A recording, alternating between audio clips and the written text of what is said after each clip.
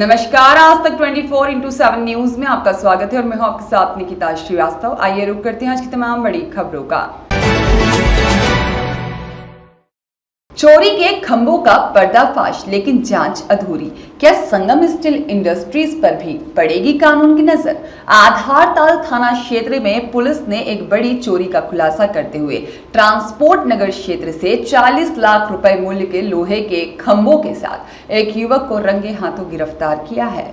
यह कार्यवाही पहली नजर में पुलिस की सतर्कता और मुस्तैदी का प्रमाण लगती है, लेकिन जैसे जैसे परतें खुलती जा रही हैं, वैसे वैसे पुलिस की निष्पक्षता और कार्यशैली पर गंभीर सवाल उठने लगे हैं। खंभे बेचने आया था युवक, पकड़ में आया सौदे के दौरान। प्राप्त जानकारी के अनुसार आधारताल पुलिस को मुखबिर से सूचना मिली थी कि ट्रांसपोर्ट नगर क्षेत्र में भारी मात्रा में चोरी का लोहा बेचा जा रहा है।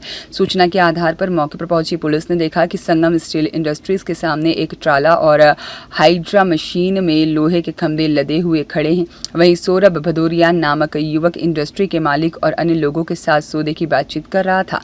जब पुलिस ने सौरभ से खंभों की वैधता के बारे में पूछताछ की तो वह संतोषजनक उत्तर नहीं दे पाया। संदेह गहराया और पुलिस ने मौके से सौरभ को गिरफ्तार कर लिया।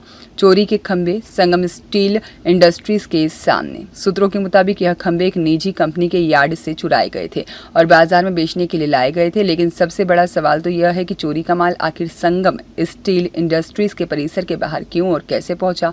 क्या यहां महज संयोग था या इसके पीछे कोई सुनियोजित व्यापारिक गठजोड़ छिपा है? गौर करने वाली बात तो यह भी है कि चोरी का माल बरामद होने के बावजूद इंडस्ट्री के मालिक से अब तक कोई औपचारिक पूछताछ नहीं की गई है, न ही उसका बयान दर्ज किया गया है, न ही पुलिस की ओर से किसी प्रकार की कानूनी कार्यवाही की पहल दिखी है।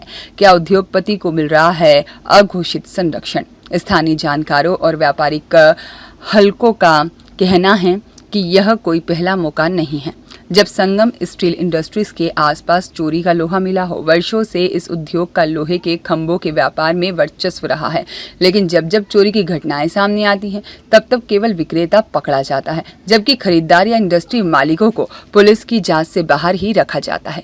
यह रवैया यह सोचने पर मजबूर करता है कि क्या चोरी के इस पूरे खेल में केवल चोर ही दोषी होता है या फिर वे भी बराबर के भागीदार होते हैं जो इस चोरी के माल को खरीदते हैं। पुलिस की जांच अधूरी या रणनीतिक है? जी हाँ, एक बड़ा सवाल यह भी है। पुलिस की कार्यवाही की टाइमिंग और तत्परता भले ही सराहनीय हो, लेकिन संगम स्टील इंडस्ट्रीज की भूमिका की अनदेखी कई सवाल खड़े करती है। यदि पुलिस सौरभ से पूछताछ कर रही है तो क्या यह जरूरी नहीं कि जिनके सामने खंभे रखे गए थे उनसे भी समान रूप से सख्ती से पूछताछ हो? क्या यह जांच केवल खानापूर्ति तक सीमित है? कानून का डर कमजोरों तक सीमित क्यों है? अब जिम्मेदारी पुलिस प्रशासन की है, वह इस मामले को निष्पक्षता से आगे बढ़ाए और केवल चोरी करने वालों को नहीं, चोरी का माल खरीदने वालों को भी कानून के कटघरे में लाए। यदि ऐसा नहीं हुआ तो यह समाज के भीतर कानून के प्रति विश्वास को कमजोर करेगा और अपराधियों के हौसले बुलंद होंगे। यह एक सतही चोरी का मामला नहीं है जिसमें एक गहरे व्यापारिक गठजोड़ का संकेत भी सामने आ रहा है, जिसकी परतें उधेड़ने की जरूरत है। अब देखना यह है कि पुलिस इस मामले को कितना गहराई से जांचती है और क्या बड़े मगरमच्छ भी इसके जाल में फंसते हैं या नहीं, यह तो समय बताएगा। संतोष जैन, संपादक की कलम से रिपोर्ट।